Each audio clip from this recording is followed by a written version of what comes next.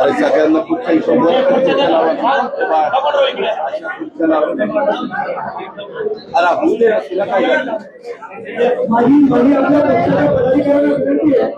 काही पाहुणे मंडळी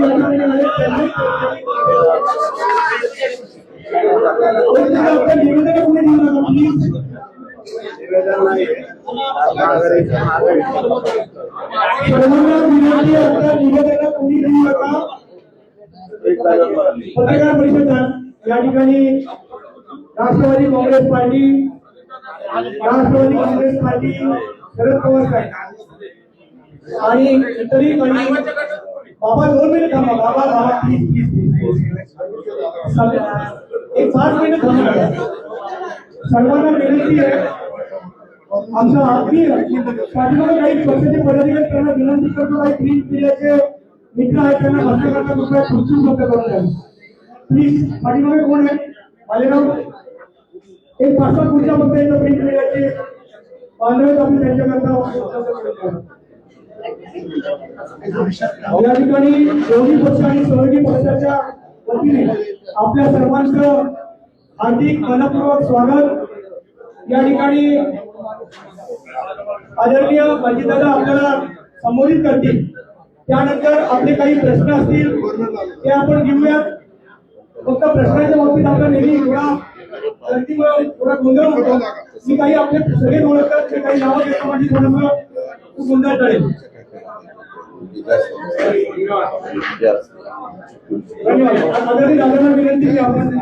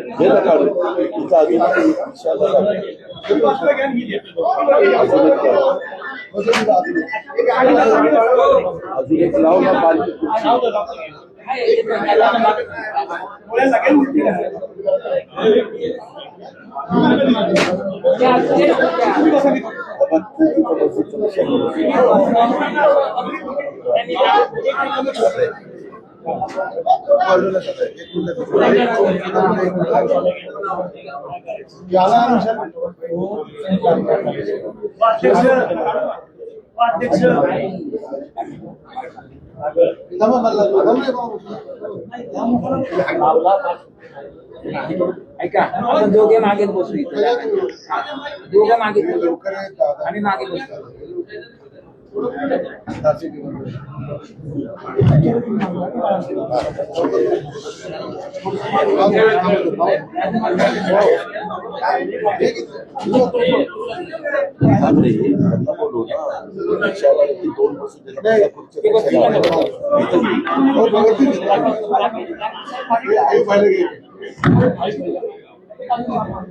उपस्थित सर्व पत्रकार मित्रांचं मी या पत्रकार परिषदेच्या निमित्तानं स्वागत करतो।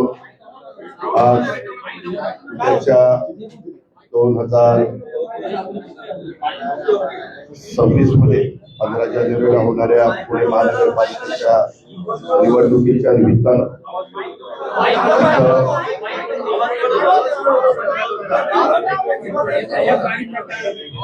इथं आपण राष्ट्रवादी काँग्रेस पक्ष घड्याळ राष्ट्रवादी काँग्रेस पक्ष तुतारी Republican Party of India Sachin Kharat गट भीम आर्मीचे सीताराम गंगावणेजी आणि इतर अनेक माझ्या सहकाऱ्यांनी या युतीला पाठिंबा दिलेला आहे ते सर्वच उपस्थित मान्यवर जमलेले माझे या सर्व राजकीय पक्षाचे नेतेगण, सर्व पत्रकार बंधू भगिनी आणि माझ्या तरुण मित्रांनो, मी सुरुवातीलाच इथं उपस्थित असणाऱ्या सर्व प्रिंट मीडिया आणि इलेक्ट्रॉनिक मीडिया या सर्व पत्रकार बंधू भगिनींचं मी स्वागत करतो आणि पत्रकार परिषदेला आपण उपस्थित राहिल्याबद्दल मी आभार देखील मानतो.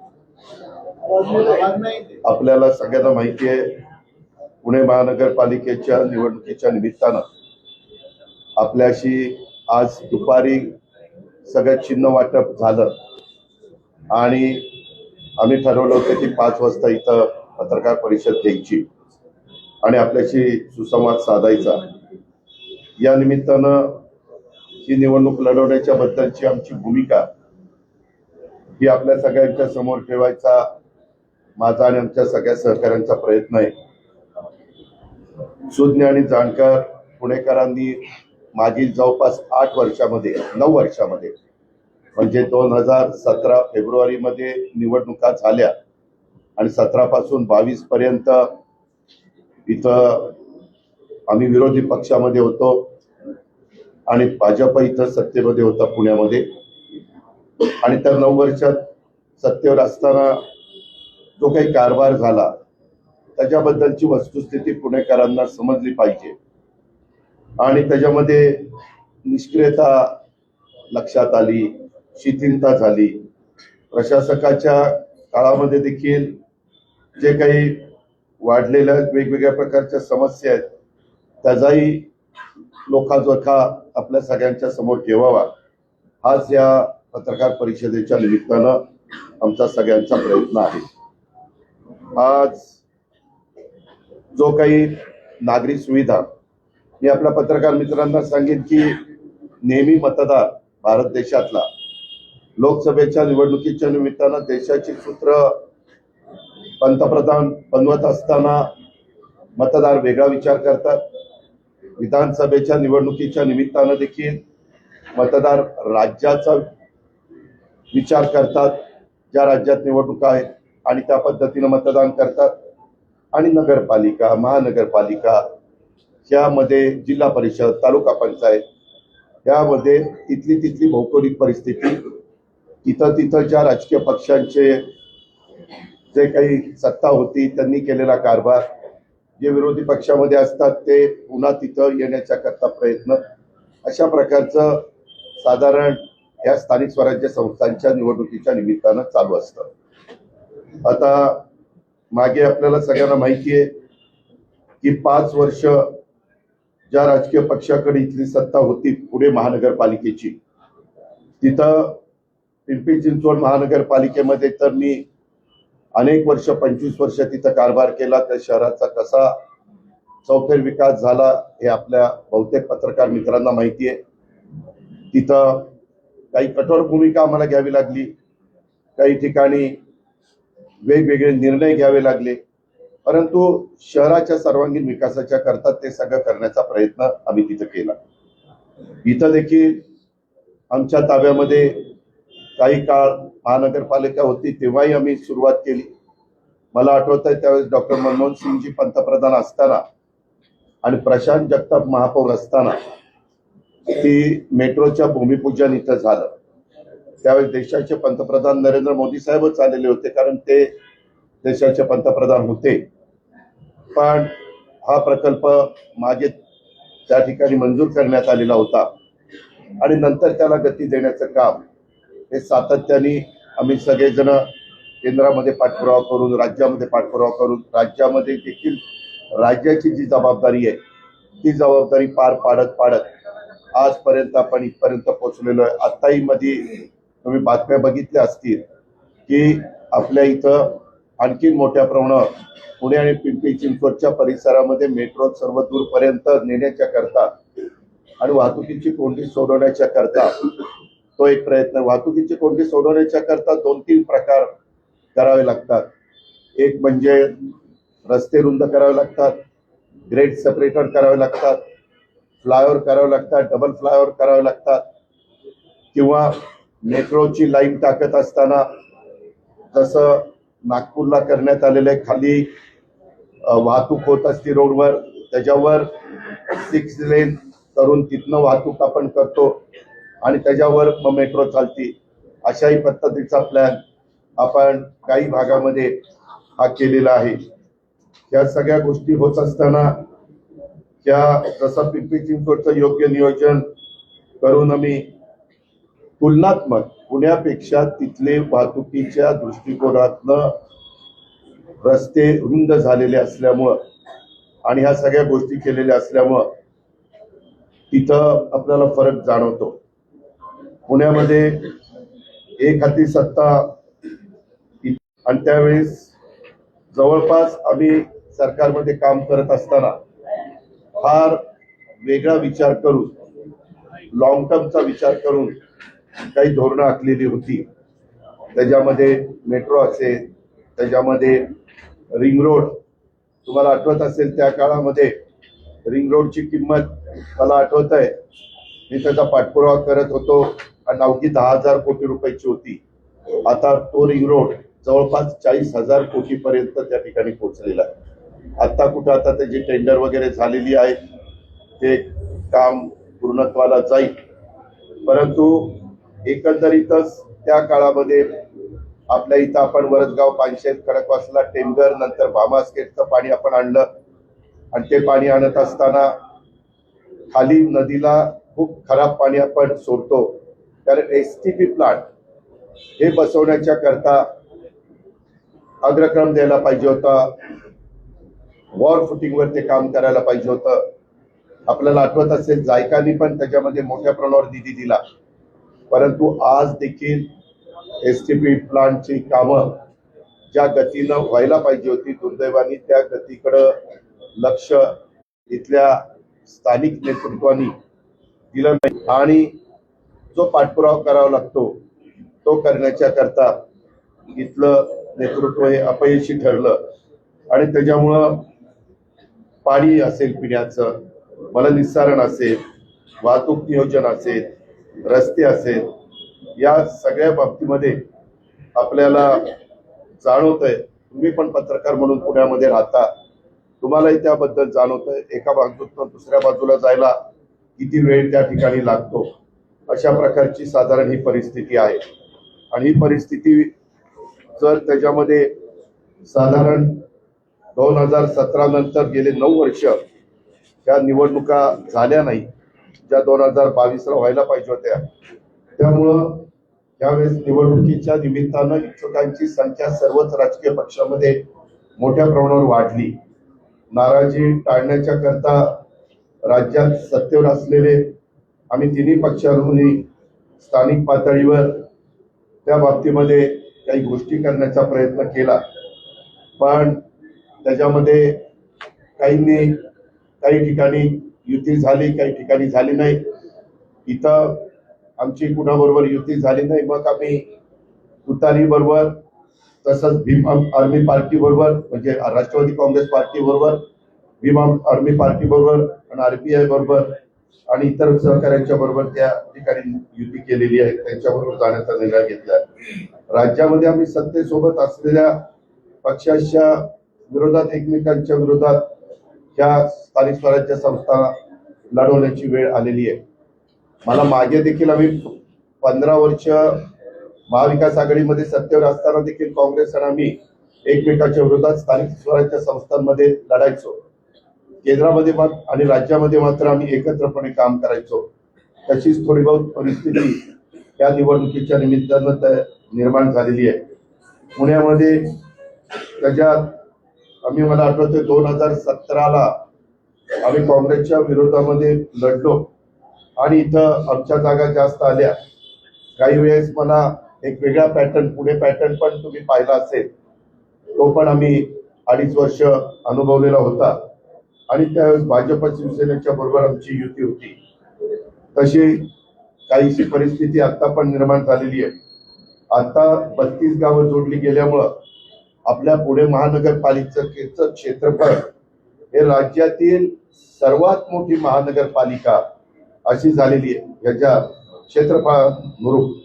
आणि आज मी तिला मुंबई महानगरपालिकेचं क्षेत्रफळ पत्रकार मित्रांनो, पुणेकरांनो, 437 चौरस किलोमीटर आहे आणि आपल्या पुणे महानगरपालिकेचं क्षेत्रफळ 527 चौरस किलोमीटर आहे. एवढ्या मोठ्या क्षेत्रफळामध्ये मूलभूत सोयी सुविधा देण्यासाठी आणि भविष्यात अचूक अशा प्रकारचा अंदाज केला गेला पाहिजे. तो अंदाज लक्षात घेऊन योग्य प्रकारचं नियोजन केलं गेलं पाहिजे. या केलेल्या नियोजनाची अतिशय कालबद्ध पद्धतीनं अंमलबजावणी केली पाहिजे. या सगळ्या अत्यंत महत्वाच्या गोष्टी आहेत आणि या तिन्ही गोष्टी मागील 9 वर्षामध्ये त्याचा अभाव असलेला पदोपदी त्या ठिकाणी जाणवतोय. निधीची कमतरता नसताना मी बघितलं इथं पुरेशा ठेवी आपल्या पुणे महानगरपालिकेमध्ये असताना निव्वळ दूरदृष्टीच्या अभावामुळं आणि प्रशासनावर नियंत्रणाच्या अभावामुळं मोठमोठ्या घोषणा होऊन देखील सर्वसामान्य पुणेकर नागरिकांची समस्या कमी होण्याच्या ऐवजी त्या वाढलेल्या आहेत. 9 वर्षामध्ये महानगरपालिकेच्या अर्थसंकल्पीय तरतुदीच्या रकमा जर पत्रकार मित्रांनो पाहिल्या तर 73,000 कोटी रुपये खर्च झाल्याचं दिसून येतं. परंतु झालेला खर्च पाहता नागरिकांना सोयी सुविधा ज्या उपलब्ध व्हायला पाहिजे होत्या महानगरपालिकेच्या वतीनं त्याच्यात महानगरपालिका काही यशस्वी झाल्याचं दिसून येत नाहीये. हे चित्र फार वेगळं आपल्याला पाहायला मिळतंय. वाहतुकीच्या समस्येमध्ये केल्या जाणाऱ्या सर्वेक्षणामध्ये टॉम ट्रॅफिक सर्वे हा एक प्रामाणिक सर्वे समजला जातो सध्या आणि त्या टॉम ट्रॅफिक सर्वे मध्ये जगातील 501 शहरांचा अभ्यास केलेला आहे. 2024च्या सर्वे मध्ये सर्वात 501 जगातली जी शहर आहे त्याच्यात खराब ट्रॅफिकची अवस्था असणारे जर लक्षामध्ये घ्यायचं म्हटलं तर ट्रॅफिकची चांगली अवस्था नव्हे तर ट्रॅफिकची अत्यंत खराब अवस्था असणाऱ्या शहरामध्ये पुण्याचा क्रमांक 4था लागतोय. म्हणजे 10 किलोमीटर प्रवास करण्याकरता जगात सर्वात जास्त वेळ लागणारी जी शहर आहेत त्यामध्ये जगात पहिलं, दुसरं, तिसरं इतर शहर आहेत, परंतु 4था क्रमांक आपल्या पुण्याने पटकावलेला आहे. पुण्याचा वेग 10 किलोमीटरला 33 मिनिटं 22 सेकंद. जगाने दखल घ्यावी एवढी पुण्याची गती ही कमी झालेली आहे. त्याला काही कारण आहे. ट्रॅफिक जाम होत असलेले रस्ते आणि चौक, कात्रज ते कोंढवा, त्याचबरोबर हडपसर सोलापूर रोड, त्याचबरोबर नगर रोड वाघोली या परिसरामध्ये खूप ट्रॅफिक जाम होतं. आपला RTO Mangalwar Peth metro station इथं एवढं जाम असतं पीक आवरला की अगदी फुटपाथवरून 2 व्हीलरची वाहनं आपले पुणेकर घेऊन जातात. नवले ब्रिजचं तर काही बोलायलाच नको. मी मधी देखील एका भाषणामध्ये बोललेलो होतो. पीएमसीचे सर्व्हिस रस्ते सगळीकडे कामं अर्धवट आहेत. सिंहगड रोड फ्लायओव्हर हे चुकीचं डिझाईन झालंय. आता मेट्रोमुळे परत तोडफोड त्याच्यामध्ये करावी लागणार आहे. मागे तुम्हाला आठवत असेल आपल्या विद्यापीठाच्या समोरचा एक फ्लायओव्हर होता, तोही आपल्याला काढावा लागला पुढच्या 50 वर्षाचा विचार करता. वारजे पूल हाही तिथं ट्रॅफिक प्रचंड गर्दी होते. दशभुजा गणपती चौक ते कर्वे रोड इथं प्रचंड गर्दी होते. त्याचबरोबर बाणेर आणि चांदणी चौक त्याच्यामध्ये तुम्ही जर बघितलं तिथं प्रचंड ट्रॅफिक आणि आपल्या नागरिकांचा वेळ खूप वाया जातो.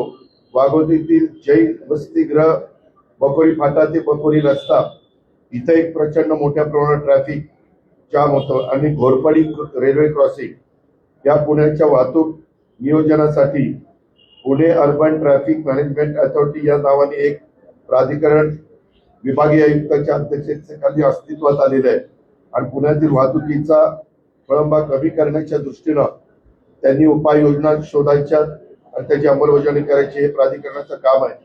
पालकमंत्री या नात्यानं प्राधिकरणाच्या बैठकीतील निर्णयाची माहिती मी घेत असतो त्यावेळी असं लक्षात आलंय की मंजूर विकास आराखड्यातील अनेक डीपी डेव्हलपमेंट प्लॅन रस्त्यांची कामं महानगरपालिकेने केलीच नाही आणि ही कामं रखडण्यामागचं कारण भूसंपादन करण्याच्या करता येत असलेल्या अडचणी हे आहे.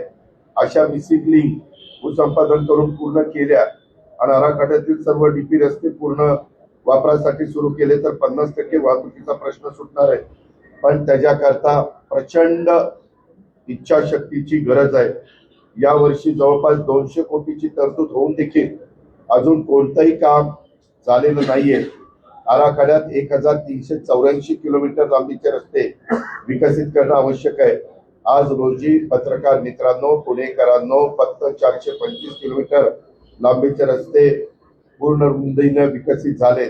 या कामातील जी मंद वेग आहे त्याच्यामुळे वाहतुकीच्या समस्येत वाढ झालेली आहे. आणि आज रोजी महानगरपालिकेच्या रस्त्याची स्थिती काय आहे तर डीपी आणि आरपी प्रमाणे रस्त्याची लांबी 1384 किलोमीटर आहे. पूर्ण रुंदीने विकसित रस्ते 425 किलोमीटर आहे. पूर्ण रुंदीने विकसित न झालेले रस्ते 500 किलोमीटर आहे. आणि अविकसित रस्ते ज्याला आपण मिसिंग लिंक म्हणतो ते 459 किलोमीटर आहे. शासन स्तरावर पुणे रिंग रोडची मी साधारण दर 15 दिवसांनी आढावा बैठक घेतो. मुख्यमंत्री महोदय पण महिना 2 महिन्यामध्ये त्याची बैठक घेतात. नाशिक फाटा ते खेड म्हणजे राजगुरुनगर आणि हडपसर ते यवत, तळेगाव, चाकण, चक्रापूर, शिक्रापूर या रस्त्यांच्या रुंदीकरणाच्यासाठी आम्ही केंद्रीय मंत्री नितीन गडकरी साहेबांच्याकडे पाठपुरावा करतोय. मागे जसं चांदणी चौकामध्ये त्यांनी मनावर घेतल्यानंतर तिथलं ट्रॅफिक कमी होण्याच्या करता त्याला मोठा निधी गडकरी साहेबांच्याकडनं मिळण्याच्या करता मदत झाली आणि यामुळे पूर्ण समस्या सुटणार नाही. पण पुणे शहरातले 2044 किलोमीटर लांबीचे रस्ते खड्डेमुक्त आणि दर्जेदार करण्याचं, त्याचप्रमाणे मंजूर आराखड्याप्रमाणे डीपी आणि आरपी रस्त्याचं भूसंपादन करून पूर्ण करण्याची जबाबदारी पालिकेची असते. दुर्दैवाने 9 वर्षांच्या काळात निधी केवळ खड्डे दुरुस्ती आणि तात्पुरती डागडुजी याकरता वापरला गेला आणि निधी खर्च करून देखील समस्येच्या मुळाशी न गेल्यामुळं त्यानुसार उपाययोजना न केल्याच्या गंभीर समस्या झालेल्या आहेत. पत्रकार मित्रांनो, तुम्हाला आश्चर्य वाटेल की निधी होता 2020-21 मध्ये अंदाजपत्रकातील तरतूद 151 कोटी, खर्च झाला फक्त 69 कोटी. 21-22 ला तरतूद 108 कोटी, खर्च झाला 81 कोटी. 22-23 मध्ये 163 कोटी निधीची तरतूद, खर्च झाला 115 कोटी. 23-24 ला 390 कोटी तरतूद, खर्च झाला 210 कोटी. आणि 24-25 ला 317 कोटीची तरतूद, खर्च झाला फक्त 182 कोटी. म्हणजे 1130 कोटीची तरतूद या 5 वर्षात असताना खर्च फक्त 858 कोटी झाला. म्हणजे जवळपास फक्त 55% पैसे खर्च झाले. म्हणजे पैसे असताना पण त्याच्यामध्ये प्रशासन कमी पडलं. त्याच्यामध्ये जे कुणी जरी मुदत संपली असली तरी जे तिथलं कारभार बघायचे ती कारभारी लोक तिथं कमी पडली. त्याच्यामुळे पुणेकरांना खड्ड्याला सामोरं जावं लागलं. अनेक पुणेकरांच्या मान मोडणारे सगळे खड्डे पालिकेने बुजवलेच नाही. खूप जणांना त्याचा त्रास सहन करावा लागला. या कठोर उपाययोजना करून पाठपुरावा करून संपादन करणं, या सगळ्या गोष्टी तुम्हाला आठवत असेल. पुण्याच्या आपुलकी पोटीस माझ्यासारख्या कार्यकर्त्यांनी गणेश खिंड रस्त्यावर विद्यापीठ चौक ते आरबीआय रुंदीकरण 45 मीटर 10 पदरी रस्ता आम्ही तो पाठपुरावा करून घेतला. MSCBची जागा मिळत नव्हती, ती पण बिल्डिंग MSCBची आम्ही ताब्यात घेतली आणि तिथं रस्ता रुंद केला. केंद्र सरकारची NIC संस्था इथंही कायद्याने त्यांची जागा पण ताब्यामध्ये घेतली. आणि जुना पुणे मुंबई रस्ता पण तुम्हाला माहिती 21 मीटरचा 42 मीटर आम्ही मागच्या काळामध्ये त्या ठिकाणी आपण करून दाखवला. कात्रज रोडवा रोडचं टेंडर 2018 ला निघालं, परंतु 6 वर्ष झाली तरी कात्रज कोंढवा रोड पूर्ण काही झालेलं नाहीये. खराडी चौक, मुंडवा चौक पालिकेच्या मागे लागून रुंद केला, परंतु केशवनगर मांजरी रस्ता अजून रुंदच नाहीये. मुंडवा चौकात फ्लायओव्हरचा करण्याची गरज आहे. घोरपडी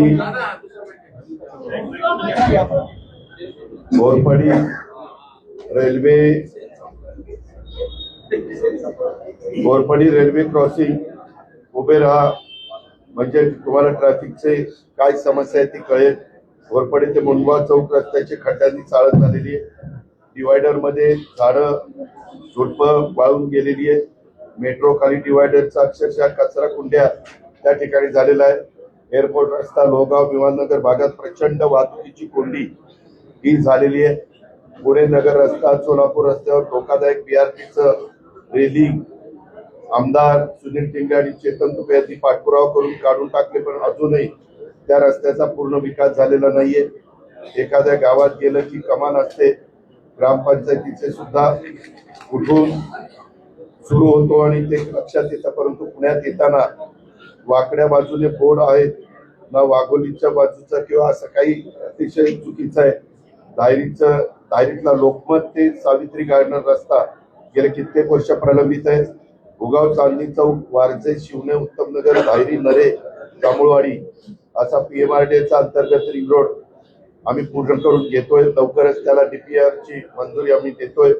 कोरेगाव पार्क ते कल्याणी नगर पुलाची उंची वाढवणं आणि घोरपडी रेल्वे लाईनवर पूल साधू असणारी पूल रेंगाळलाय ती वेळेत पूर्ण करण्याची पत्रकार मित्रांनो गरज आहे. विश्रांतीवाडीचा पूल, ग्रेट सेपरेटर, शास्त्रीनगर चौकातला उड्डाण पूल, ग्रेट सेपरेटर या कामांना गती देण्याची गरज आहे. आणि हे सगळं झालं रोड आणि समस्या, पण पाणी पुरवठ्यामध्ये जुनी हद्द आहे तिथं 2,818 कोटीची मान्यता आम्ही सरकार महानगरपालिकेमध्ये असताना दिली 2015ला. सदर प्रकल्पाचं जलशुद्धीकरण केंद्राच्या पाण्याच्या टाक्या, दाब नलिका व्यवस्था, वितरण व्यवस्था असे 7 भाग निविदा भविष्यात मागवण्यात आल्या, पण अजून देखील काम पूर्ण नाहीये. 10 वर्ष होऊन गेले, 82 पैकी फक्त 59 टाक्या झालेल्या आहेत आणि 200 किलोमीटर वितरण व्यवस्थेचं कामच झालेलं नाही. 45 मीटर AMR मीटर अजून बसवलेच नाहीये. जे बसवले त्यात मीटरचा दर्जा आणि कामाची गुणवत्ता याविषयी पुणेकरांच्या सतत तक्रारी येत आहेत. 3 पंपिंग स्टेशन सुरू करायची, त्याचं का झालं हे जे म्हणतात आम्ही पुणेचे शिल्पकार आहोत त्यांनी सांगण्याची गरज आहे. पुणे शहरात 24/7 अशी पाणी पुरवठा घोषणा 2017ला केली गेली, त्याची कोणतीही पूर्तता झाली नाही. 24 तास पाणी पुरवठा करायचं झाल्यास जादा पाणी महानगरपालिकेला उपलब्ध झालं पाहिजे आणि ते उपलब्ध करून देण्याच्या करता प्रयत्न टाटा धरणात्मक करणं नितांत गरजेचं आहे. अशा या सगळ्या परिस्थितीत काम केलं तरच पाणी प्रश्न सुटू शकतो. आणि आज पण आम्ही ज्यावेळेस आढावा घेतो, म्हणजे मला कधी जलसंपदा मंत्री सांगतात की बाबा दादा तुम्ही 22-23 TMC पाणी पुण्याला घेता, परंतु त्यातलं बरचसं पाणी वाया जातं. पुण्याच्या पॉप्युलेशनचा विचार करता मानसी 150 ते 250 लिटर पाणी मिळालं पाहिजे, पण ते 300च्या घरात जातं. तरी पुणेकरांना अनेक भागामध्ये टँकरनी पाणी घ्यावं लागतं. अनेक सोसायट्यांच्या सतत तक्रारी असतात. त्याचं नियोजन शून्य कारभार असल्यामुळं हे सगळं घडतंय. ही पण वस्तुस्थिती पुणेकरांनी, पत्रकार मित्रांनी ध्यानामध्ये घेतली पाहिजे. पुण्यामधल्या सूस, औंध, पाषाण, पानेर, पावधन, म्हाळुंगे या परिसरात पाण्याचा प्रश्न नजीकच्या काळामध्ये सुटण्याच्या करता टाटाचं मुळशी जे धरण आहे तिथनं पाणी घेण्याची गरज आहे. त्याकरता आम्ही सतत प्रयत्न करतोय. मी पण टाटा बरोबर एक मीटिंग घेतली, मुख्यमंत्र्यांच्या स्तरावर मुख्यमंत्र्यांनी पण मीटिंग घेतलेली आहे आणि त्यांना जेवढं ते वीज तयार करतात त्याच्याऐवजी ते वीज आपण दुसरीकडनं त्यांना उपलब्ध करून द्यायची, तेवढं पाणी आपण घ्यायचं असं त्याच्यामध्ये प्रस्ताव आपण दिलेला आहे. आज पानेर, बालेवाडी, शेगड रोड, धायरी, वाघोली, कोंढवा, महमदवाडी इथे पाण्याचे टँकर प्रचंड मोठ्या प्रमाणावर आपल्याला सगळ्यांना पाहायला मिळत आहेत आणि त्याच्यामुळं आमच्या पुण्यातल्या बहिणींना, भगिनींना, मायमाऊलींना शहरात राहून पाण्याच्या करता वणवण ते करतायत. ही वेळ अक्षरशः या नाकारतेपणामुळे आलेली आहे. पुणे महानगरपालिकेमध्ये 15 वॉर्ड ऑफिसेस आहेत. 41 प्रभागात घनकचरा आणि स्वच्छता आणि कचरा संकलन सुमारे 18.5 लाख मिळकती त्याच्यामध्ये नोंदल्या गेल्या. एकूण कचरा आपला 2600 मेट्रिक टन, ओला कचरा 1000 मेट्रिक टन, सुका कचरा 1600 मेट्रिक टन आणि C&D वेस्ट म्हणजे त्याला कन्स्ट्रक्शन आणि डिमोलेशन वेस्ट म्हणतात ते 700 मेट्रिक टन. जिकडं तिकडं आपल्याला कचऱ्याचे ढीग बघायला मिळतात. इथं अनेक ठिकाणी आपल्याला पण वाईट वाटतं, कारण पुणे एक विद्येचं माहेरघर, सांस्कृतिक शहर, अशा पद्धतीचं मात्र तिथं पालिकेची कचरा प्रक्रिया करण्याची क्षमता नाहीये आणि नागरिकांनी 100 रुपये 500 रुपयाच्या पावती फाडायला लावतात. 1000 टन ओला कचरा रोज तयार होतो, पण त्यातला 200 मेट्रिक टन कचरा प्रोसेस करायची क्षमता आज इथं नाहीये. आणि जो CND म्हणजे कन्स्ट्रक्शन अँड डिव्होल्युशनचा जो कचरा आहे तो रोज 700 मेट्रिक टन आणि त्यातला 600 मेट्रिक टन जरी प्रोसेस येणार असेल तरी क्षमता मात्र 250 मेट्रिक टनाचीच आहे. म्हणजे 350 मेट्रिक टन CNDचा राडारोडा जातो कुठं? पुणे सातारा हायवेला जा, बाणेर पासून बावधन अगदी कात्रज पर्यंत हायवेला दोन्ही बाजूला तुम्हाला कचरा आणि राडारोड्याचे ढीग पाहायला मिळतील. आपलं लोहगाव वाघोली आहे तिथेही हीच अवस्था आहे. कोंढवा NIBM रोड सगळीकडे नुसता कचरा पडलाय. 7,000 महानगरपालिकेचे सफाई कर्मचारी आहेत, 5,350 ठेकेदारांचे लोक काम करतात. पत्रकार मित्रांनो, जवळपास 12,350 एवढे सफाई कर्मचारी पुण्याच्या रस्त्यावर सकाळी कुणाला दिसले तर मला कॉल करून सांगा. 12,350 जर लोक काम करतात तर ते दिसले पाहिजेत ना रोडवर. परंतु पुणेकरांचा संयम आता सुटलाय आणि मला रोज शेकडो पुणेकर भेटतात आणि सांगतात, दादा पुण्याला स्वच्छ करा. पुणेकर मिळून सगळे मिळून यावर्षी पालिकेला कचरा नक्कीच स्वच्छ करतील असं मला निश्चितपणे वाटतंय. STPच्या बद्दल मित्रांनो, एवढं या भीमा नदीचं पाणी खराब झालेलं आहे. कचरा प्रोसेसिंग तेच सांडपाण्याच्यावर आहे. महिला पाणी शुद्धीकरण पुणे शहरामध्ये जुन्या हद्दीत 444 MLD, नव्याने समाविष्ट गावं 11, 139 MLD आणि 23 जी गावं आहेत त्याचं 97 MLD, असं 980 दशलक्ष लिटर महिला पाणी रोज निर्माण होत आहे. आणि आपल्या पालिकेची शुद्धीकरणाची क्षमता ही किती आहे तर पत्रकार मित्रांनो, पुणेकरांनो, ती फक्त 477 MLD आहे. म्हणजे जवळपास आज 9 महिला पाणी शुद्धीकरण STP केंद्रापैकी 6 केंद्र जुने आहेत आणि रोज साधारण 500 दशलक्ष लिटर एवढं सांडपाणी हे पुणेकरांचं नदी नाल्यांमध्ये आणि विहिरीमध्ये अशा पद्धतीने ते सोडलं जात आहे आणि अक्षरशः इथल्या नागरिकांच्या जीवाशी ते खेळलं जात आहे. पुणेकरांनी जमीन कचरा टाकून पाणी सांडपाण्यानं आपण पुणेकरांची जमीन दूषित करतोय. आज 2012 ते 17 मध्ये आम्ही खराडीचा 40 MLD, मुडव्याचा 45 MLD, विठ्ठलवाडीचा 32 MLD, बाणेरचा 30 MLD, Naidu हॉस्पिटलच्या तिथला 115 MLD अशी 265 MLD क्षमता 5 वर्षात वाढवली. परंतु 2017 नंतर ज्यांच्या ताब्यामध्ये महानगरपालिका होती त्यांनी 396 MLDचे 11 सांडपाणी प्रकल्प उभारण्याचं नियोजन त्यावेळेस आम्ही सुरुवातीला केलं. परंतु नंतर मात्र त्या प्रकल्पाची क्षमता वाढीवर हजारो कोटी रुपये खर्च झाले, याचा काही उपयोग झाला नाही. आज पण 500 MLD नदी नाले मध्ये तलावात विना प्रक्रिया पाणी सोडलं जातं. हे थांबवणं अत्यंत गरजेचं आहे. पत्रकार मित्रांनो, हवा प्रदूषण, हवेचं तर इतकं वाईट परिस्थिती आहे. AQI त्याला एअर क्वालिटी इंडेक्स त्याचा लॉंग फॉर्म आहे, जो 0 ते 50 रेंज मध्ये असला पाहिजे. तो आज आपल्या पुण्यामध्ये 280 आहे. जो 50 असला पाहिजे AQI एअर क्वालिटी इंडेक्स तो 280 आहे. बेंगलोर सारख्या शहराचा AQI 106 आहे, मुंबईचा 195 आहे. पुण्याचा प्रदूषणाने पर्यावरणाची अक्षरशः वाट लावलेली आहे. गेल्या 10 वर्षात आपल्या पुण्यातली अनेक लहान मुलं, गर्भवती स्त्रिया, ज्येष्ठ नागरिक यांना श्वसनाचा आजार झाले, कॅन्सरचं प्रमाण वाढलंय. सर्दी, खोकला आणि घशाची खवखव तर रोजच आपल्याला अनेकांच्याकडे पाहायला मिळते. पर्यावरणाविषयी जागरूक पुणेकर ही बाब कधी दुर्लक्षित करणार नाहीये, हे पण मला विश्वास आहे. 2017ला 11 गावं समाविष्ट झाली, 2021ला 23 गावं समाविष्ट झाली. अशी 11 अधिक 23 34 गावं, त्यातील उरळी उरळी देवाची आणि फुरसुंगी ही वगळली. आता 32 गावचा प्रश्न 2017 पासून गंभीर बनलाय. त्याच्यामध्ये टॅक्स लावायला, गोरगरिबांची घरं पाडायला पालिका खूप ऍक्टिव्ह आहे, पण तिथले रस्ते, तिथला पाणी पुरवठा, तिथला कचरा, तिथलं सांडपाणी, तिथलं स्ट्रीट लाईट अशा मूलभूत सुविधा पुरवणारी सत्ताधारी हे अपयशी ठरलेले आणि जुन्या ग्रामपंचायती बऱ्या होत्या अशी तिथले आता 32 गावातले गावकरी म्हणतायत.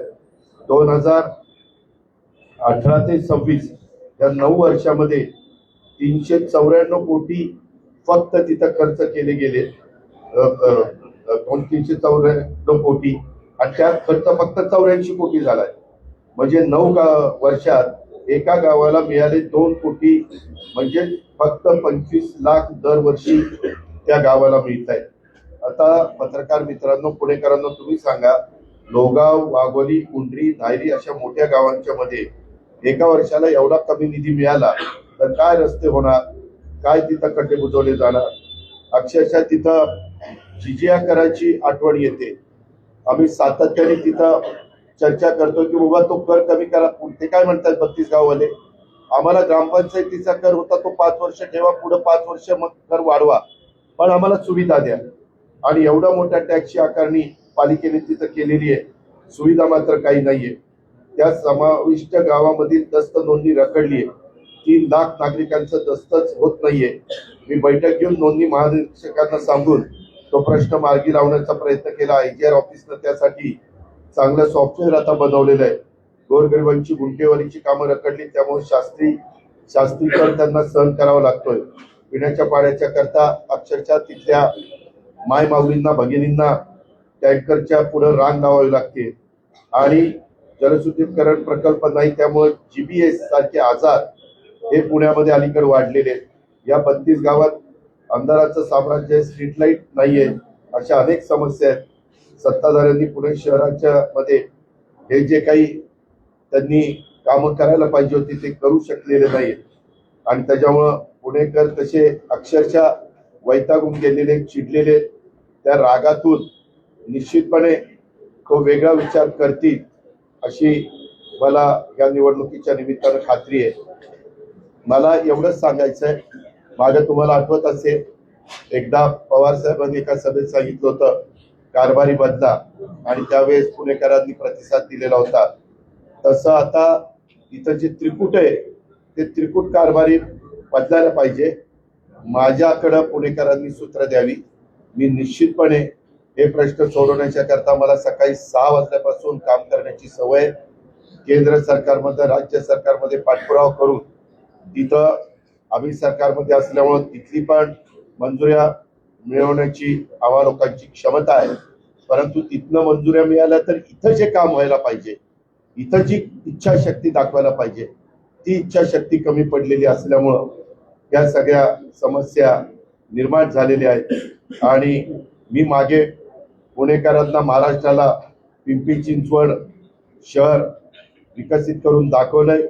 इतर पण काही शहरं, बारामती पण तर तुम्ही बघितलं तर अतिशय चांगलं शहर म्हणून आज त्या शहराची ओळख आहे.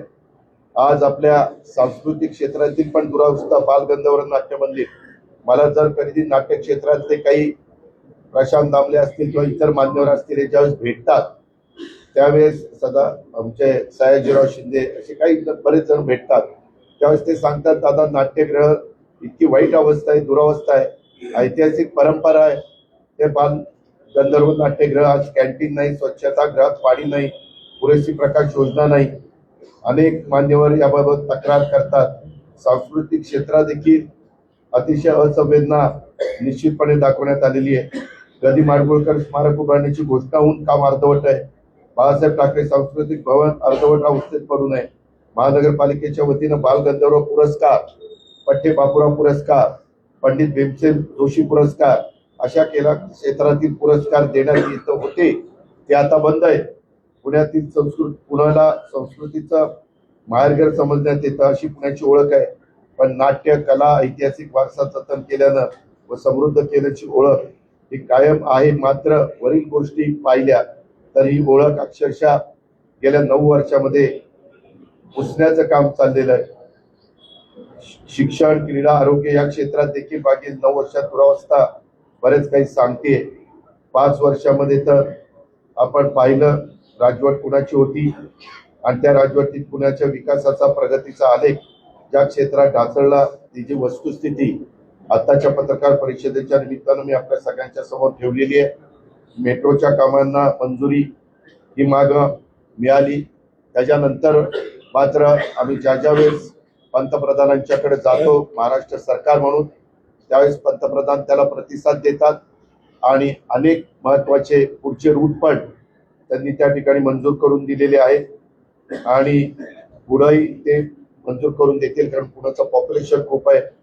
आणि महानगरपालिकेत मात्र जे सत्तेवर आहे ती मंडळी हे मध्ये ज्या पद्धतीनं पाठपुरावा करायला पाहिजे किंवा गती द्यायला पाहिजे ती निश्चितपणे त्यांची निष्क्रियता ह्याच्यामध्ये दिसून येते. मला एकच सांगायचं आम्हाला सगळ्यांना, माझ्या सहित सर्व माझ्या सहकाऱ्यांना पुण्याविषयी प्रेम आहे, आपलेपणा आहे. एक सुबक, सुंदर, सर्व सुविधायुक्त असं हे शहर व्हावं, सांस्कृतिक दृष्ट्या देखील तुमचं माझं पुणे शहर समृद्ध व्हावं अशी माझी आणि माझ्याबरोबर सर्व इथं उपस्थित असणाऱ्या सहकाऱ्यांची आणि पुणेकरांची पण भावना आहे.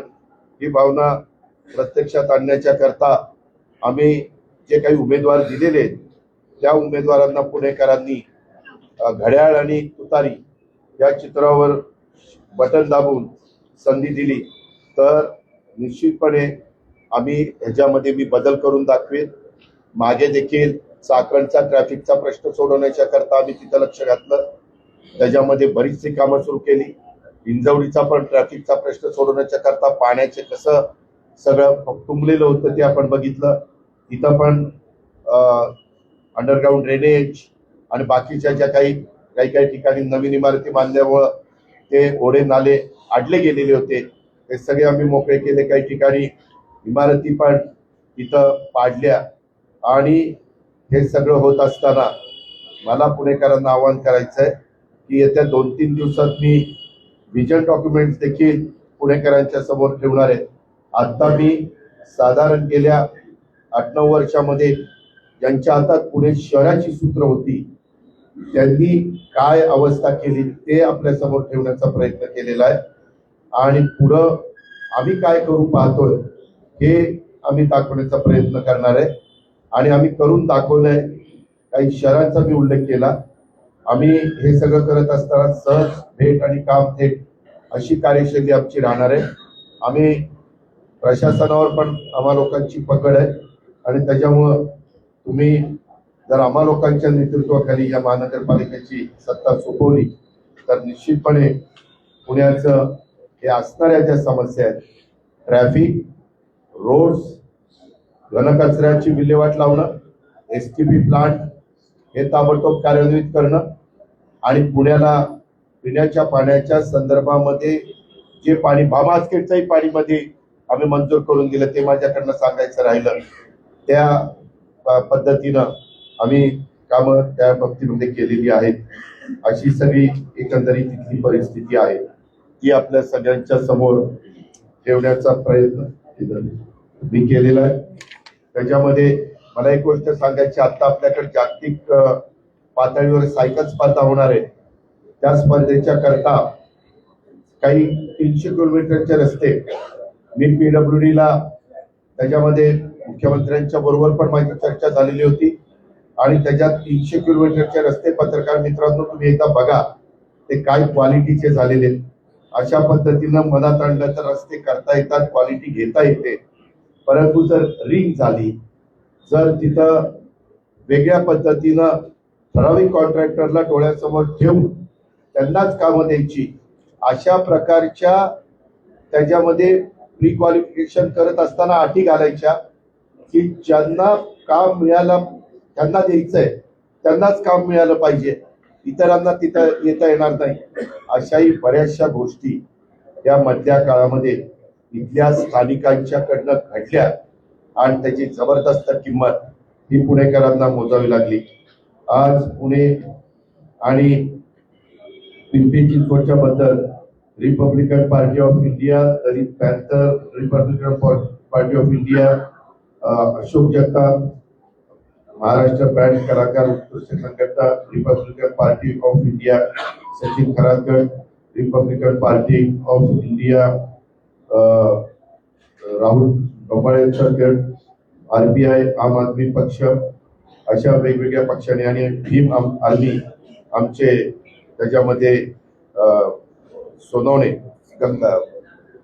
गंगावणे यांनी त्याच्यामध्ये पाठिंबा त्या ठिकाणी दिलेला आहे. सीताराम गंगावणे आणि सचिन खरात यांनी सगळ्यांनी याच्यामध्ये पाठिंबा दिलेला आहे आणि राष्ट्रवादी काँग्रेस पार्टी आम्ही एकत्र मिळून चिन्ह आपले उमेदवार पण दिलेले आहेत. त्या मिटिंगला डॉक्टर अमोल कोल्हे होते, त्याला स्वतः विशाल कांबळे होते, त्याला अंकुशराव काकडे होते, त्याच्यामध्ये असे इतर बरेच मान्यवर त्याच्यामध्ये होते आणि ह्याच्यातून आम्ही पुढं गेलेलो आहे. आता वेळ फार कमी आहे आणि त्याच्यामुळं आज आता लोकशक्ती पार्टी संजय उत्तम आलाट यांनी पण या युतीला पाठिंबा दिलेला आहे. अशा पद्धतीनं आम्ही हे सगळं पुणेकरांना या सगळ्याच्या बाबतीमध्ये कसं आपल्याला अडचणीचा मार्ग काढता येईल त्याबद्दलचं काम आम्ही करणार आहे आणि त्याकरता पुणेकरांनी आम्हाला साथ द्यावी अशी माझी आग्रहाची नम्रतेची कळकळीची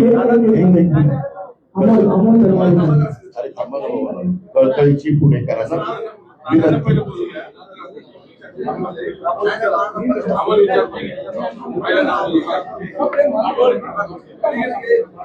हा बोला.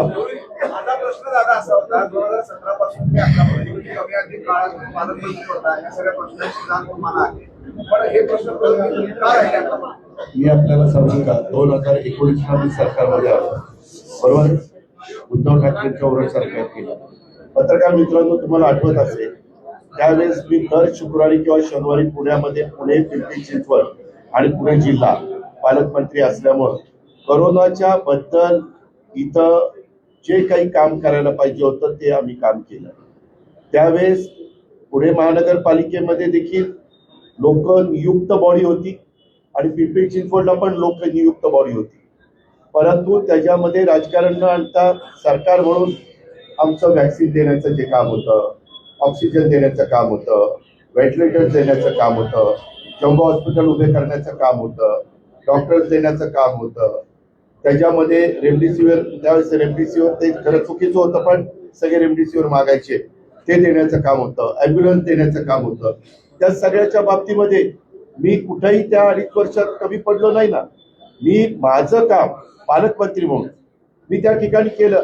शेवटी बॉडी आता देखील मी पालकमंत्री आहे, पण तिथं जी बॉडी असते त्यांनी पण तसे ठराव केले पाहिजे. आपण जे काही मंजूर केलेलं आहे केंद्राने किंवा राज्याने ते राबवण्याच्या करता तिथं पण स्पीड घेतला पाहिजे. तिथं पण टेंडर काढताना पारदर्शकपणे टेंडर निघालं पाहिजे. त्याच्यामध्ये कुठंतरी कोणतरी कॉन्ट्रॅक्टर डोळ्यासमोर ठेवून टेंडर निघता कामा नये, ह्या गोष्टी कराव्या लागतात.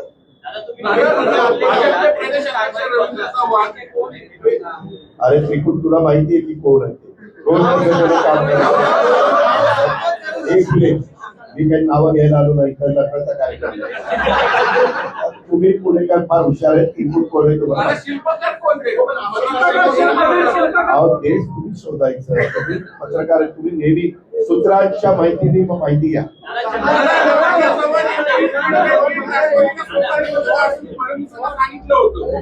का रवींद्र चव्हाण एका महत्वाच्या पक्षाचे अध्यक्ष, त्यांनी काय भूमिका मांडावी हा त्यांचा सर्वस्वी अधिकार आहे, तो त्यांना आहे. मुख्यमंत्रीपद आणि गृहमंत्रीपद आमच्याकडे आहे असं चंद्रकांत दादा. मी कुठं नाही म्हणतो. केंद्रात पण देशाचे पंतप्रधान नरेंद्र मोदींच्या नेतृत्वाखाली सरकार चांगलं चाललेलंच आहे. राज्यात पण मी पुण्यामध्ये आणि पिंपरी चिंचवड फक्त बोलतो. मी राज्य सरकारचं बोललेलोच नाही, केंद्र सरकारचं बोललेलोच नाही. उलट केंद्राकडनं आम्ही वेळोवेळी गेल्यानंतर ज्याला मंजुऱ्या देतात त्या मंजुऱ्या ते देतात. इथली अंमलबजावणी, इथली जी काही कार्यवाही करण्याचं काम असतं त्याच्याबद्दल तुम्ही अर्थमंत्री आहात, आमच्याकडे मुख्यमंत्री गृहमंत्री आहेत, जरा दमाने घ्या, उच्चारी चालू नका असं म्हणता, हलक्यात घेऊ नका असं म्हणतात. ठीक आहे, मी त्यांच्या त्यांनी केलेल्या सूचनेची अतिशय गांभीर्याने नोंद घेतलेली आहे. दादा, हे सगळे सागर आव्हाड. या सगळ्या समस्या तुम्ही वाटून पण पालकमंत्री तुम्ही असं सगळं मत ठेवण्यात कमी पडलात का पालिका? अरे महानगरपालिका माझ्या ताब्यात नाही ना बाळा. एक मिनिट. महानगरपालिकेची अंमलबजावणी ही महानगरपालिका करत असते. महापौर फेल कारण आमचा बाबा तू कशाला मध्ये बोलतो?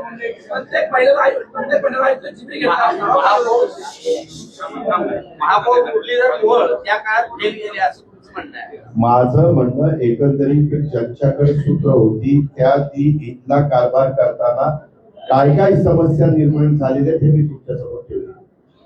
दादा, तुम्ही आता तेव्हा महापौर दादा मुरलीधर मोहोळ होते. अरे जे पुढे असतील ते मला जे असतील ते फेल झाले. और त्यावेळेस जे इथं कारभार बघत होते ते ह्याच्यामध्ये अयशस्वी झाले. दादा, तुम्ही आता पिंपरी आणि पुणे महापालिकेच्या निवडणुकीच्या स्वतः नेतृत्व करता आहात, पण तुमच्या चिरंजीवाचं एका घोटाळ्यात नाव आलेलं आहे, कसं मुद्दे कुठले असतील? नाही, पण त्यांनी पण जे काही नाव आलेलं आहे त्याची चौकशी चालू आहे ना. मी त्याच्याबद्दल सुरुवातीपासून सांगतो. मी 35 वर्ष पत्रकार मित्रांनो, तुमच्यातले पण अनेक पत्रकार मला ओळखतात. मी कधीच चुकीच्या गोष्टीचं समर्थन केलेलं नाही, कधी कुणाचंही मी समर्थन केलेलं नाही.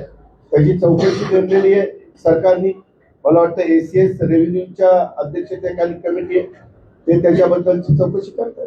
दादा, पुण्यातल्या गुन्हेगारीचा मुद्दा सातत्यानं पुढे येतोय. होय. अनेकदा पोलीस आयुक्तांना वाटतं की गुन्हेगारी कमी करा, परंतु आता आम्ही पाहतो की अनेक गुन्हेगार असतील किंवा गुन्हेगारचे नातेवाईक असतील त्यांना राष्ट्रीय पक्षांकडून तिकीट देण्यात आले. अशा नाही गुन्हेगारी संपणार की वाटणार आहे का? एक मिनिट. तू समजा गुन्हेगार आहे, तू नाही आहे, परंतु समजा तू काहीतरी मोठा गुन्हा केला, तुझ्या पत्नीचा त्याच्यावर काय दोष आहे? तुम्ही उद्या मी काहीतरी गुन्हा केला, माझ्या पत्नीचा काय दोष आहे? माझ्या मुलांचा, माझ्या मुलींचा किंवा सुनांचा काय दोष आहे? असं नाहीये. तुम्ही जर कुणीतरी एखादा मर्डर केला म्हणजे अख्खं खानदान त्याला जबाबदार आहे असं समजण्याचं कारण नाही. काही विकृती असते, काही चुकीच्या गोष्टी असतात. आणि तुम्ही एक बघा पत्रकार मित्रांनो, आता जे कुणी याद्या आहेत त्याच्यामध्ये इतरांच्या याद्यामध्ये देखील नावं कशी आहेत. त्याच्यामध्ये आता माझ्या बरोबर सीताराम गंगावणे, भीम आर्मीचे प्रमुख आणि सचिन खरात यांना ज्यावेळेस आम्ही बरोबर घेतलो, किंवा विशाल तांबे किंवा आमचे भगवानराव साळुंखे त्यांना बरोबर घेतल्यानंतर काही जागा त्यांना ज्या सोडतो ते त्या जागाला कुणाला उमेदवारी द्यावी हा त्यांचा अधिकार आहे.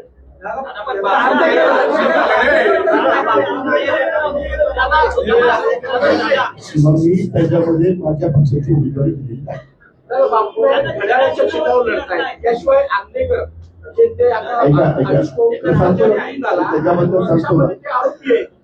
अरे मी तेच सांगतोय बाबा की त्या संदर्भामध्ये सचिन खरातांनी आणि सीताराम गंगावणेंनी सांगितलं की आमचं चिन्ह हे त्या ठिकाणी पोहोचायला वेळ लागेल, आम्हाला आमचे जरी उमेदवार असले तरी गाड्याचं चिन्ह घ्यावी. असं अनेक निवडणुकीमध्ये RBI आठवले साहेबांच्या बरोबर आम्ही युती करायचो त्यावेळेस तसं व्हायचं. इतर पण वेगवेगळे राजकीय पक्ष ज्यावेळेस बरोबर घेतले जातात त्यावेळेस असं अंडरस्टँडिंग असतं. आपण बोलला पूर्वीपासून आपल्याकडचा ओला कचरा हा शेतामध्ये टाकला जातो, दोन्ही काळावर वगैरे कचरा मध्यंतरी टाकण्यात आला. दुसरं एसटीपीचा विषय, एसटीपी आता ह्या पद्धतीने आपल्या निविदा काढल्या, 500 कोटी रुपये महापालिकेचं नुकसान होतं. याला राज्य शासनाची मान्यता अमृत अंतर्गत तिथं काही चर्चा झाली का? नाही. एक मिनिट. एकदा कुठल्याही महानगरपालिकेला नगरपालिकेला निधी ज्यावेळेस एखाद्या प्रकल्पाच्या करता द्यावा लागतो त्यावेळेस लोकल बॉडी म्हणून तो अधिकार त्यांचा त्या बॉडीचा असतो, नगराध्यक्ष आणि ते नगरसेवक किंवा महापौर आणि स्टँडिंग कमिटी चेअरमन आहेत त्यांची बॉडी असं असतं. तुम्हाला आता जरी प्रशासक असलं तरी कोण महानगरपालिका तुमचं तर फार बारकाईनं सगळीकडे लक्ष असतं. चौकस तुमची बुद्धी आहे, चौकस तुमच्या नजरा असतात. त्याच्यावर कोण कारभार करतंय तेही आपल्याला माहिती आहे. मित्र पक्षाला उमेदवारी दिली त्याच्या प्रचारासाठी तुम्ही जागा देताय चारही लोक कुठल्या मी ऐका बाबा, मी आता महानगर आता ही प्रेस घेतली ही आम्ही उभे केलेल्या उमेदवारांच्या संदर्भातच आहे. उद्याच्याला मी पुढची प्रेस घेणार आहे, त्यावेळेस मी पुणेकरांना काही सांगितलं पाहिजे ना. मी नुसतंच यांनी असं केलं यांनी तसं केलं आणि तू आल्यावर काय करणार, तुझ्या नेतृत्वाखालचे बॉडी निवडून आल्यानंतर काय करणार हे पण मला सांगावं लागणार आहे ना. ते मी 2 दिवसांनी तुम्हाला इतिहासात पहिल्यांदा असं झालंय की 45 पेक्षा अधिक उमेदवार बिनविरोध निवडून आले, त्यात सगळ्यात जास्त भाजपचे एकूण दुसऱ्या पक्षाचे असतील असं कधीच झालं नव्हतं. आता विरोधक टीका अशी करतात की भाजपला गेम पलटवण्यासाठी निवडणूक आयोगाने सांगितल्याचे बिनविरोध आहेत, असं झालंय का कधी? ज्या वेळेस एखादे उमेदवार समोर राहत नाही त्यावेळेस बिनविरोध होतं. उमेदवारीला ठेवायला सगळ्यांनाच मुभा आहे ना, त्याचा पुढे अडवलंय. आपल्या पक्षाचे उमेदवारांनी माघार घेतली त्याच्यामुळे भाजपचा एक नगरसेवक बिनविरोध झालेला आहे. तर पक्षाला कल्पना होती का ती? नव्हती. मग काय कारवाई वगैरे चालली, नोटीस दिलेली आहे. 15 तारखेच्या नंतर कारवाई करतो. ही निवडणुकांना अशा टप्प्यात सामोरं जातं आता ज्यावेळी तुमच्या सुपुत्रावरती भूखंड होण्याचा आरोप झाला आहे, अशा निवडणुकांना सामोरं जात आहे. स्पेशली त्यावेळी जेव्हा पुणे आणि पिंपरी तुमचं गडे तिथंच होत आहे. अशा वेळी तुम्ही आता म्हणतात बाकीचे मुद्दे सांगताय तुमची इमेज टर्नेशनचा प्रश्न. अहो बरोबर आहे ना. आता बहुतेकांना कळलेलं आहे तिथं व्यवहारच झालेला नाहीये ना. ती जागा विकताही येत नाही, घेताही येत नाही, त्याचा कागदच होत नाही. हे तर सिद्ध झाले सरकारची जागा आहे, त्याच्यामध्ये फसवणूक झालेली आहे. त्याच्याबद्दलची चौकशी होऊन काय फसवणूक झाली का, कुणी मुद्दाम केलंय का आणखी काय केलंय ते त्या ठिकाणी होईल. त्याची जशी चौकशी झाली तसं जय जिनेंद्रच्या बाबतीमध्ये देखील तुम्हाला माहिती काय झालंय ते.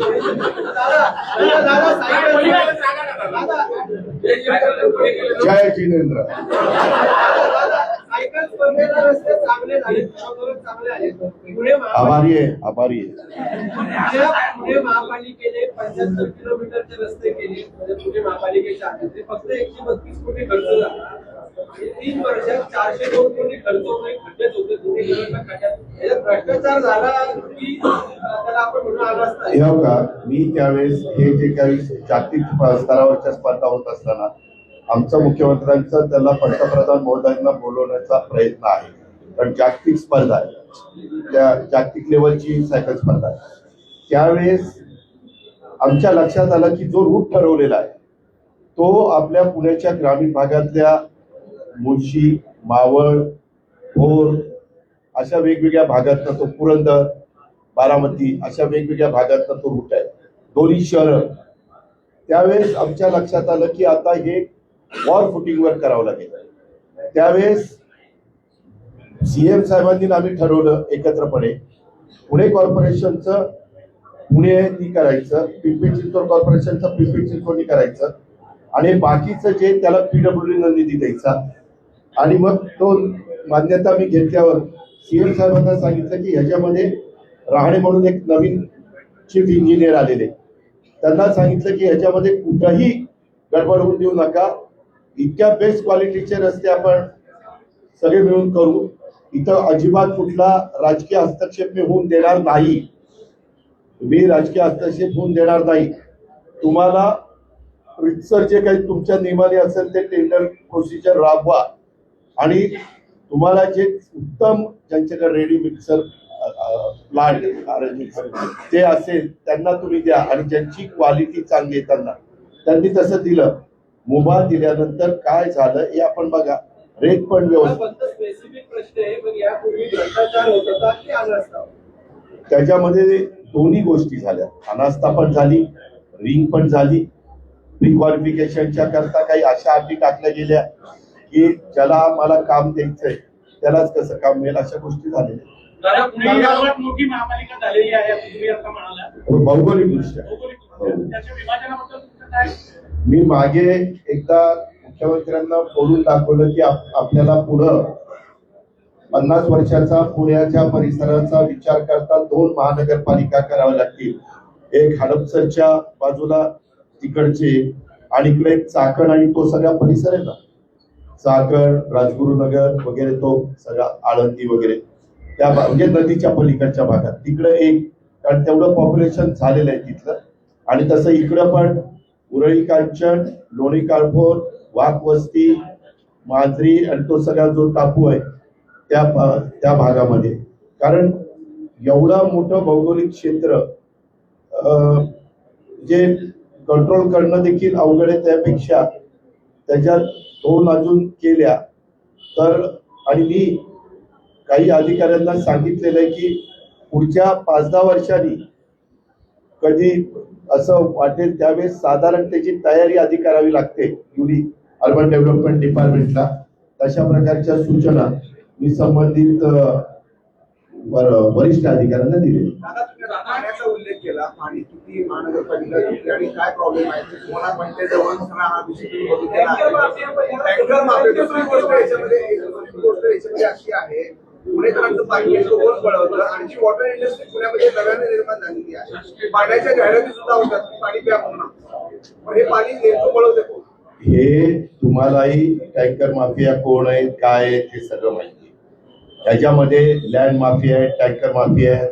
अलीकडे आता तुम्ही मागाशी पुढे विचारलं, मी खरंच सांगतो, पालकमंत्री म्हणून माझी जेवढी जबाबदारी आहे तेवढी पार पाडायला मी कमी पडत नाही. ज्यावेळेस इथं कोयता गँग आणि ते गाड्या फोडतात ना, scooter, motor, light motor vehicle विकत, त्यावेळेस मी सीपीना विचारलं की तुम्हाला काय पाहिजे. मी दोन्ही सीपी आणि एसपी या तिघांना विचारलं, पत्रकार मित्रांनो, आजपर्यंतच्या पुणे जिल्ह्याच्या वार्षिक योजनेच्या इतिहासात एवढ्या गाड्या आणि इन्फ्रास्ट्रक्चरला पैसे दिले नव्हते, एवढे पैसे आपण दिलेले. मी त्यांना म्हणालो की तुम्हाला जे जे काही लागतंय या सगळ्याला आळा बसवण्याच्या करता ते सगळं देण्याची तयारी आहे. मध्ये मुख्यमंत्र्यांनी एका कार्यक्रमामध्ये आम्ही ठरवून पोलीस स्टेशन मंजूर करून दिले, स्टाफ मंजूर करून दिला. आम्ही आमची जबाबदारी जी आमच्यावर आहे ती आम्ही जबाबदारी पार पाडतो. परंतु ही जबाबदारी पार पाडताना जसं पुणेकरांनी, पुणे जिल्ह्याने मधल्या स्थानिक स्वराज्य संस्थांच्या मध्ये अनेक नगरपालिका आमच्या विचारांच्या लोकांच्या ताब्यामध्ये दिल्या आणि चांगल्या प्रकारचं यश मिळवून दिलं, तशा पद्धतीनं उद्याच्याला पुणेकरांनी, पिंपरी चिंचवडकरांनी त्या 2 महानगरपालिका आमच्या विचारांच्या लोकांच्या ताब्यात द्याव्यात. मी अक्षरशः खात्रीनं सांगतो, मी दर आठवड्याला 1 दिवस देतो, तो 2 दिवस देईल. 1 दिवस पिंपरी चिंचवडला, 1 दिवस पुण्याला, आणि या सगळ्या गोष्टीचा पाठपुरावा करेन. कारण 7 दिवसात 2 दिवस एवढ्या मोठ्या शहराला दिले. मी मुळात पालकमंत्री आहे. जसं मी परवा बीडला गेलेलो होतो, बीडला पण अनेक कामं आम्ही त्या ठिकाणी केलेली आहेत. बीड आता पंतप्रधान आवास योजनेमध्ये राज्यात पहिलं आलेलं आहे. म्हणजे जबाबदारी दिल्यानंतर आम्ही सगळ्या यंत्रणेला तिथं बरोबर घेतलं. अशा अनेक गोष्टी आम्ही तिथं केलेल्या आहेत. तशा पद्धतीनं आपल्याला इथं पण करायच्या, पण त्याकरता टीएमसी आणि पीसीएमसी हे आम्ही जे काही युती केलेली आहे त्या लोकांच्या हातामध्ये, त्या आमच्या नगरसेवकांच्या हातामध्ये द्यावी. पण आम्ही उमेदवार पण काही नवे चेहरे दिलेले आहेत, काही अनुभवी दिलेले आहेत. एवढी मोठी महानगरपालिका चालवण्याच्या करता अनुभवी लोक लागतात. तुम्ही जर माझं पॅनल बघितलं तर पॅनलमध्ये तुम्हाला तसे अनुभवी लोक निश्चितपणे पाहायला मिळतील, हे मी दाव्याने तुम्हाला सगळ्यांना सांगतो. शिंदे शहरामध्ये भाजपसोबत टीका केली त्यांनी, आणि तुम्ही म्हटलं की पुण्यातल्या पत्रकार परिषदेत मी या विषयावर बोलले. त्यांनी माझ्यावर टीका केली. प्रत्येकाला संविधानाने, बाबासाहेब आंबेडकरांनी अधिकार दिलेला आहे. त्या संदर्भामध्ये एक व्यक्ती कोणतरी घायवळ म्हणून आहे, ती परदेशात कशी गेली हो, त्याचा पण आपण बारकाईनं तपास करू ना. एक मिनिट, पण तेच मी सांगते ना. आणि मी गुन्हेगारीच्या संदर्भामध्ये मगाशी सांगितलेलं आहे, त्याच्यामध्ये पत्रकार मित्रांनो, माझ्या पक्षाचा जरी उद्याच्याला चुकला तर त्याच्यावर कारवाई करा असं सांगायला मी मागं पुढं बघत नाही. मी जाहीर भाषणात सांगतो की ज्यांना कॉन्ट्रॅक्ट घ्यायची त्यांनी कॉन्ट्रॅक्टर बना आणि ज्यांना लोकप्रतिनिधी नगरसेवक नगरसेविका किंवा स्थानिक स्वराज्य संस्थांमध्ये यायचंय त्यांनी तिथं ते कारभार करा, कारण त्याच्यातनं चांगलं काम आपल्याला करता येतं. माझं कालही तेच मत होतं, आजही आहे, उद्याही राहणार.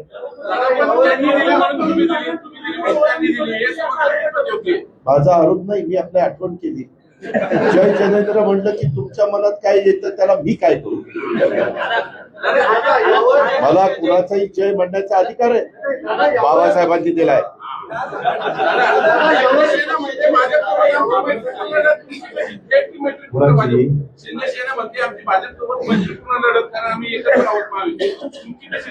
आमची केंद्रात आणि राज्यात तिथं आम्ही एकत्र आहोत. इथं आमची थेटच लढत आहे, थेटच आहे. उगीच काहीतरी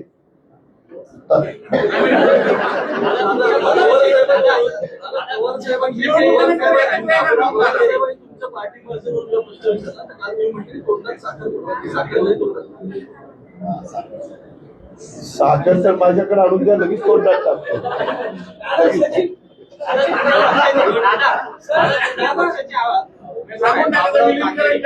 बाबुराव तांबे यांच्यामुळे गुन्हा दाखल झालेला आहे. मतदारांना मतदार याद्या घेऊन आमिष दाखवलं जात होतं. का मला ते रात्री कळलं, मी माहिती घेतली. त्याच्यामध्ये पोलिसांच्याकडे तक्रार अशी आली, 10ला प्रचार बंद होतो, 10च्या नंतर देखील प्रचार चालू होता, अशा पद्धतीची काही तक्रार आली. मी आत्ताच आमच्या सगळ्या उमेदवारांना सांगतो, निवडणूक आचारसंहितेचा भंग होईल असं कुणी काम करू नये. उमेदवारांनी करू नये, उमेदवारांच्या पाठीराख्यांनी करू नये. आमचे जे सगळे पक्ष आहेत वेगवेगळे, त्या पक्षाच्याही कार्यकर्त्यांनी नेत्यांनी कुणी करू नये. हे तर माझं पहिल्यापासूनच मत आहे.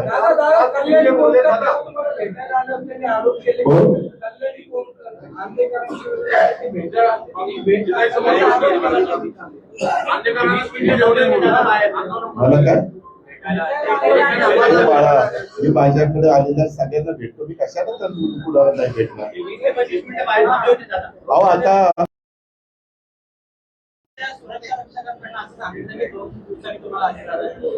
नाही एक मिनिट, हे प्रत्येक मी सकाळी काही पत्रकार मित्रांना घेऊन बसलो होतो, जवळपास 2 तास त्यांच्याशी खेळी बेळी घालवले.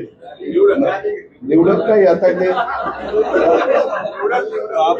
वैभवतीची यादी दिली त्यांना, त्याच्यामध्ये राहिलेले पण बोलवील ना, त्याच्यामध्ये माझ्या एकावरची जबाबदारी टाकली, राहिलेला नाही बोलवील. आता आपल्याला नेहमीच एकमेकाची गरज लागते. आणि काय होतं, माझ्या कामाच्या व्यापात मी पण सकाळी 6ला ज्यावेळेस कामाला लागतो, मी पत्रकारांना काय म्हणतो, हो मला माझं काम करतो. काही कामात रमतात, काही पत्रकारांच्या मध्ये गप्पा मारण्यात रमतात, काही आणखीन काही मध्ये रमतात. आता काय प्रत्येकाचं वेगवेगळे, पण मला कुणाचा अनादर करायचा नाही. त्यांचा गैरसमज झालेला असेल तर मी उद्या पण माझे बरेच कार्यक्रम सकाळी 7 वाजल्यापासून आहे, त्याच्यामुळं मी त्यांना भेटील, काय त्यांचं म्हणणं आहे ते जाणून घेईल. कारण मी शेवटी लोकप्रतिनिधी आहे, पालकमंत्री आहे, प्रत्येकाचं म्हणणं जाणून घेणं माझं कर्तव्य आहे. अरे बाबा, कसं गणित जमणार नाही? अरे कसं गणित जमणार नाही? लढाई तिथं आमची आणि त्यांचीच आहे ना, दुसरं कोणी नाहीच आहे ना. त्याच्यामुळे ते तरी येतील किंवा आम्ही तरी येऊ.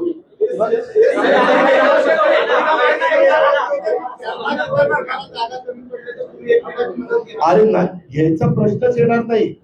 165 ना, 165 मध्ये आज परिस्थिती जर बघितली तर फाईट कुणात आहे? पत्रकार मित्रांनो तुम्ही सांगा.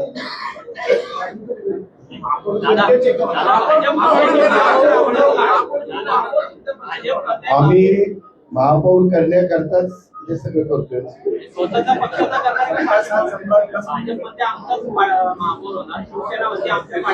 आम्ही म्हणतो आम्ही आमचाच महापौर काय तुझं म्हणे.